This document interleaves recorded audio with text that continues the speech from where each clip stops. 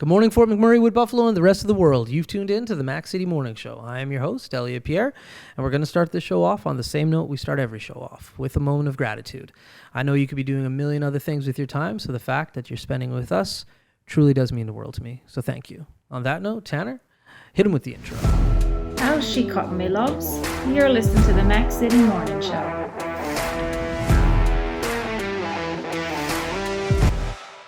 All right, and we are back. Okay, I'm excited about this guest because, as per usual, with most of our guests, it seems, I don't know this person. So I'm going to learn all about them and what they do with you. So as you also know, I don't introduce my guests because they can do a better job at that than myself. So on that note, can you please introduce yourself and tell everybody at home who you are? Hi, I'm Gaylene Weidlich. I'm the Executive Director for the Wood Buffalo Community Foundation. Cool. So what is the Wood Buffalo Community Foundation? I don't know what that is. It is the community foundations are we're part of a network of over 191 community foundations across Canada. Okay. And what we do is we work with donors, and similar to the United Way. Okay. But our donors, what we do is any donation that comes in can be large or small. It gets invested into an investment pool, and then 4% of those investments, they're called endowment funds. Okay. And 4% of that gets granted out every year. Okay. Now, when you say social profits. Okay, I was just going to say granted out. Like, can an individual sign up for that grant, or is it not for profits? It is only for social profits within the regional municipality of Wood Buffalo. Okay. Yeah. So what would be the criteria that like a non-for-profit would have to meet to get to one of those grants? Well, we have the community grants go out every year. So we have a call that goes out usually in the springtime, and we have specific target areas for those grants. So we have a phenomenal granting committee that is comprised of community member volunteers, and they have a wide range of knowledge about what the community gaps and needs are. So this year, our target areas, we're primarily dealing with crisis supports, mental health, poverty, addictions, and COVID-related issues. So, okay, cool. So this year we granted out the community grants granted out $200,000. Oh, wow. Yeah, but in total, all of our granting programs, we have basically provided $400,000 within the Fort McMurray area. Wow, this year, over this year. 2021. Yeah. Holy, that's crazy. That's an insane amount of money. Exactly. Wow. Yes. Okay. So, and that grows every year as our endowment funds and our donors donate more, and our endowment funds grow, and their investments grow. Right. And so every year we are able to grant out more and more. Okay. Now, I'm assuming that, like you just said, people donate money to you as well. So like Joe Blow off the street, or like a company in town, if they want to donate money, they can donate money to you. Yeah, so how does that look? So that's the funny thing with the community foundation. A lot of people don't know that we exist. Yeah. Or if they do know that we exist, they hear endowment funds and they get a little scared, thinking that it's only for the super rich people. Right. And it's not. The well-endowed. The well-endowed. There you go, Tanner. And actually the Edmonton Community Foundation has a podcast called the Well-Endowed Podcast. Oh, anyway. okay. But so it can be anywhere from donations. We can have any kind of donation, whether it's small, like $20 or $20,000. We even had a donor that donated some property to us, some condominiums last year. So we were able to process those and sell those, and the funds from the sale of those went directly into the community grants. Okay. Yeah, and that is the beautiful thing about a community foundation, is that I've heard as like we're the Swiss Army knife of donations. Okay. Because we can accept any kind of property. Oh, neat. Any kind of asset. So whether that's cash, life insurance, stocks. Okay. Cool. Yeah. So how long has this not-for-profit been in Fort McMurray? We were established in 2017. Okay. Yeah. Okay. And since then, we have granted out over $1.4 million, or nearly $1.4 million since 2017. And you said you guys are across Canada. The Community Foundations of Canada. Yeah, right. It's a network of community foundations across Canada. So there's community foundations in Yukon, obviously through all the provinces and territories. So I would assume that like all of the money gets pooled in, and that's how you guys are able to generate that kind of income. No, it's independent. This is solely for Fort McMurray, Wood Buffalo. So your investments do that well here. Yes. Like, wow. Yes. So our investments are managed right now by the Edmonton Community Foundation. Okay. So they manage our investments for us. Wow. Right. But we will eventually grow so that the end plan Yeah, is yeah. for us to take on those investments and manage those ourselves, much like what any other community foundation does.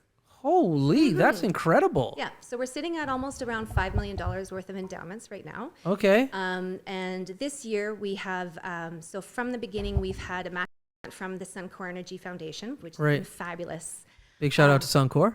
Yes. Yeah. And so this year we have a matching grant of $300,000. So Okay. every dollar raised is matched up to $300,000 by Suncor Energy Foundation. Wow. And next year is $200,000. So we'd really like to hit those marks. Yeah. And because every dollar basically multiplies over time. Yeah, no doubt. No doubt. So how many people do you have working in your organization? Just me. Just And- you?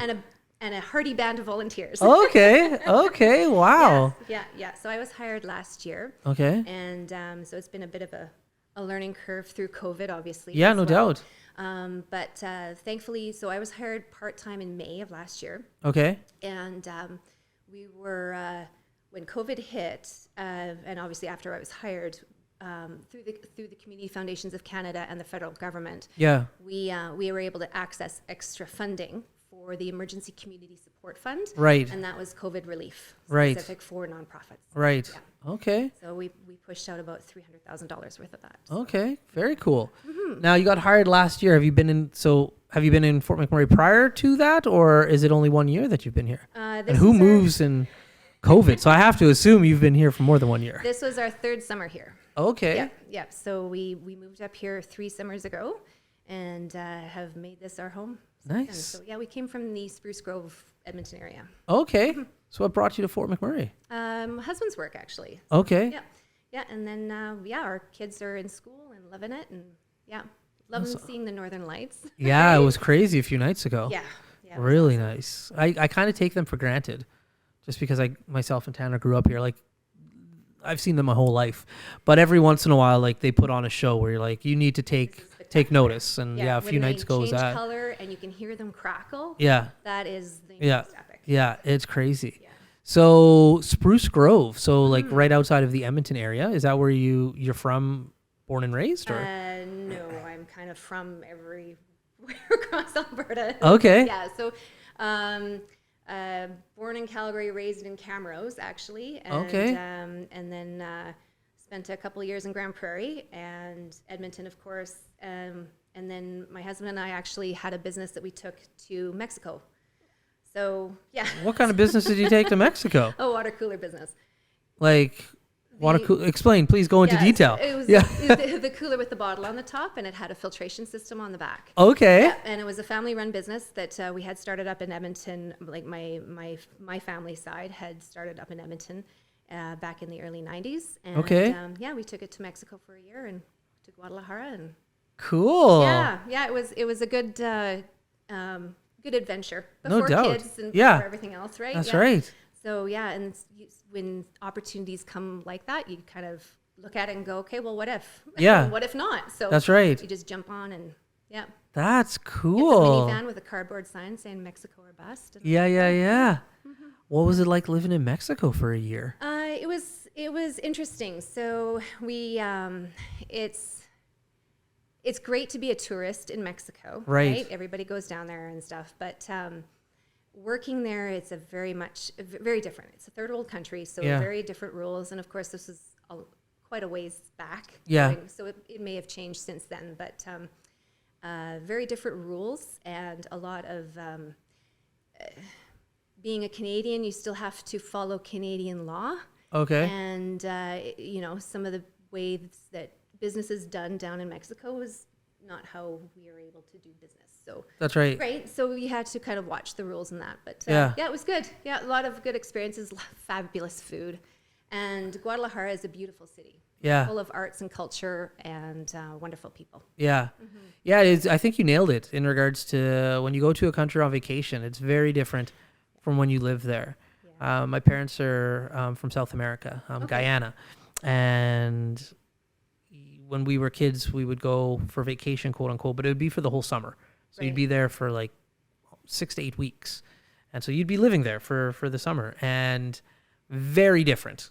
You experience a different Very side different. of the country. Yeah. Yeah. Which different is not good or bad. It just is what it is. Yeah. But Guyana's a third world country as well. So there's a lot of things that transpire that you're just like, huh, that wouldn't Interesting. fly in Canada. Yeah. That wouldn't fly. Yeah. So that's Yeah. really neat. Yeah. So yeah. That's cool. So you did that for a year, and then you decided, hey, let's Come on back. And, come back to yeah. Canada. Let's back to reality. Yeah. Yeah. Back to healthcare that is actually covered. And That's right. Yeah, that's 'Cause right. down there, you have to pay for everything. That's right. Yeah, it's interesting.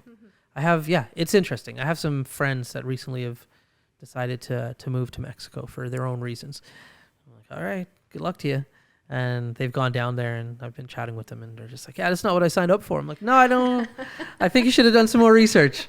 It's very different from living in a resort. Yeah. Very Yeah, different. Very Yeah. different. Yeah. That's funny. Yeah. All right. Well, we're at the part of the show called the Mac City Minute. This is Tanner's segment. He's going to ask you some questions. I have no idea what he's going to ask you, so wish you nothing but the best of luck. Tanner, hit her with the Mac City Minute. Alrighty, question number 1 for you today. What is one thing you've learned about the people of Fort McMurray working with nonprofits?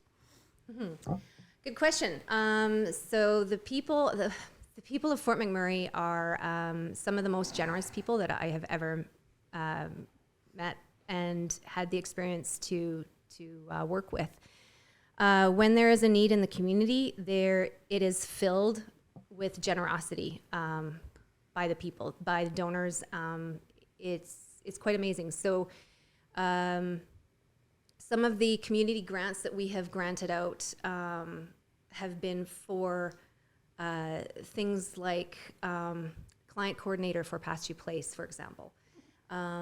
Filling those needs to fill those gaps for one of the family funds that we have, the Lolly Family Fund, actually provides the granting dollars from that because it's a donor-directed fund, and the granting dollars for that go directly to the Fort McMurray School Division, their school lunch program.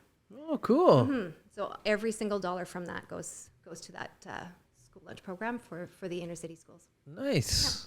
Question number 2. What is one of the weirdest things you've received as a donation? Nothing weird as of yet. The most different one was we received 4 condominiums. So we were able to sell those and put those funds directly into the community fund. Yeah. Question number 3. What is one thing about this community that you've learned through your position at work? Fort McMurray and Wood Buffalo. So the whole community of Fort McMurray is very different than the rural communities, and the needs are very different as well. And I'm looking forward to exploring that further through a vital signs report, for example, is what we're going to be doing next year. And it's a data-driven report on community gaps and how we can fill those gaps.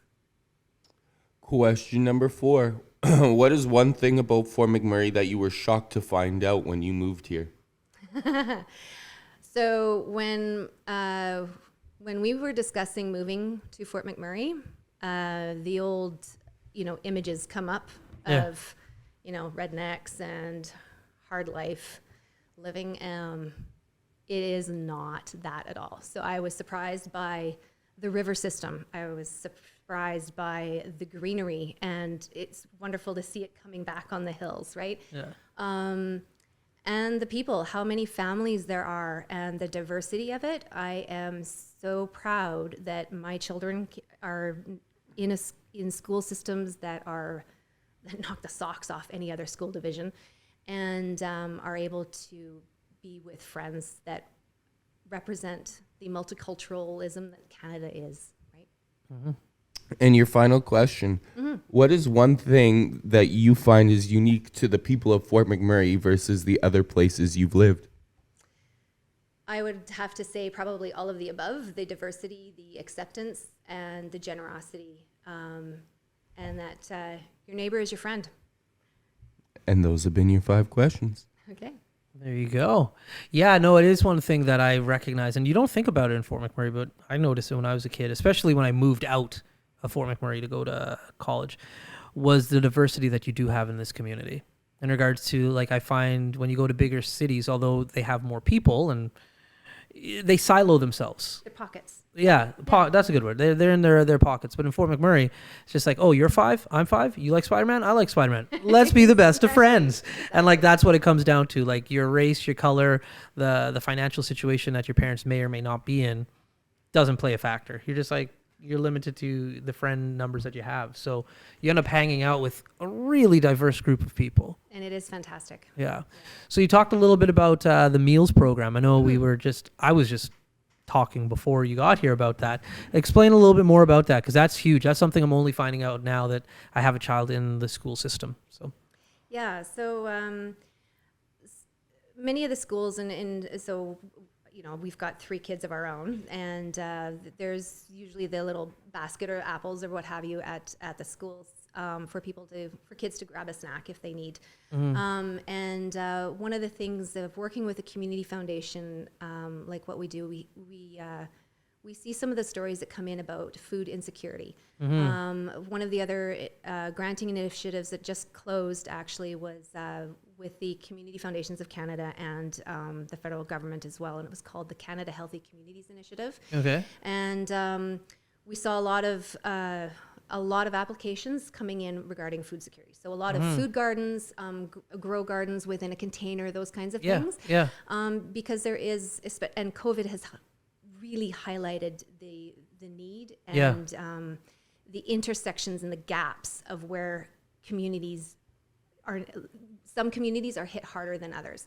And those pockets within those communities are hit harder than others. So to be able to have a fund like the Lolly Family Fund set up that anybody can donate to, right? So if you wanted to help support the school lunch program within the Fort McMurray Public School Division, you can donate to that fund, and that fund will grow, and those granting dollars can help go towards those kids in that school for their school lunch program.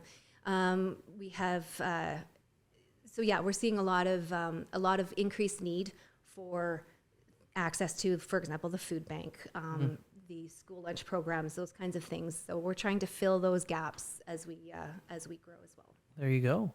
Now, as far as non-for-profits are concerned in town, how do they get in contact with you? Do you go out and look for them? What has been kind of the process of like getting this money out there? The nonprofits and social profits, as we call them up here, right? Yes. Is they are fantastic. We have got some amazing rockin' social profits here that do phenomenal work.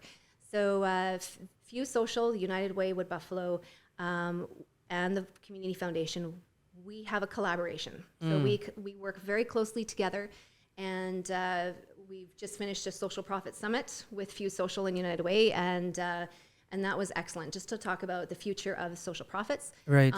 Social profit, any social profit can get a hold of us.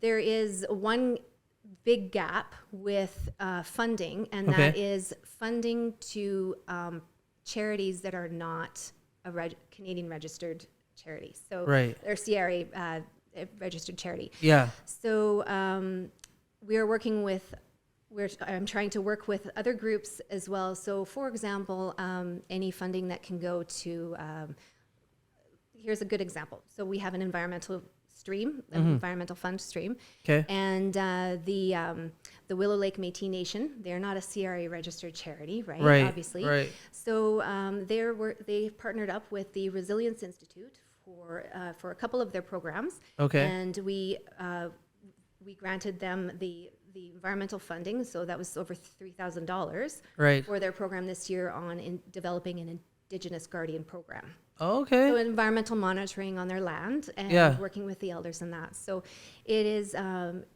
partnerships that we're trying to really develop, and those collaborations, trying to get people to work together because there's only so much funding to go around, right? Whether it comes from us, United Way, or some other funding source. That's right. And trying to fill those gaps again between the non-registered charities and registered charities. Okay. Well. Cool. But yeah, they can connect with me online, phone, email, whatever. Really neat. Okay. Well, that's cool.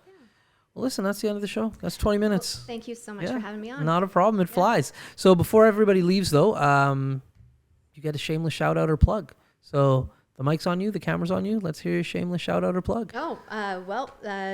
Just looking forward to connecting with everybody. If you are a donor and would like to give generously, whether that is $5 or more, please get a hold of us. We are here to help strengthen the social fabric of Fort McMurray Wood Buffalo. Thank you. There we go. Well, thank you very much for coming on the show. And I truly do mean this when I say it. At any point in time, please feel free to come back again and again and again. This is not a one-time thing and you're done. If you ever have anything that you want to promote, or, hey, you think people have forgotten who you are again, you just come back, come on the show, and we're more than happy to have you on. I'll take you up on that. Cool. Sweet. Okay. Well, Fort McMurray, Wood Buffalo, and the rest of the world, that's been another episode of the Mac City Morning Show. Once again, thank you very much for tuning in, because I really, truly do appreciate it. I hope you're having a great day, and we'll see you tomorrow. Peace.